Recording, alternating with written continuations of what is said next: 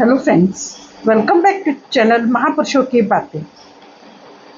भागवत जी के प्रथम स्कंद के षोडश अध्याय के श्लोक नंबर 2 से 9 तक उल्लेख है कि सूत जी आगे कहते हैं, राजा परीक्षित ने उत्तर की पुत्री इरावती से विवाह किया।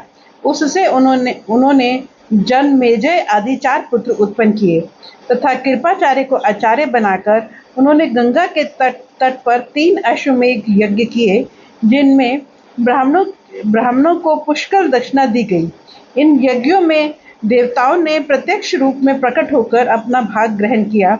एक बार दिग्विजय करते समय उन्होंने देखा कि शूद्र के रूप में कलयुग का राजा वेश धारण करके एक गाय और बैल के जोड़े को ठोकरों से मार रहा है। तब उन्होंने उसे बलपूर्वक पकड़कर दंड दिया। शौनक जी ने पूछा, महाभाग्यवान सूत जी, दिग्विजय के समय महाराज परीक्षित ने कलयुग को दंड देकर ही क्यों छोड़ दिया, मार क्यों नहीं डाला?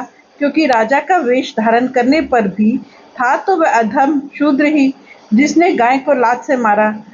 यदि यह प्रसंग भगवान श्री कृष्ण की लीला से अथवा उनके चरण कमलों के मकरंद रस का पान करने वाले रसिक महानुभावों से संबंध रखता हो तो अवश्य कहिए। दूसरी व्यर्थ की बातों से क्या लाभ, उनमें तो आयु व्यर्थ नष्ट होती है।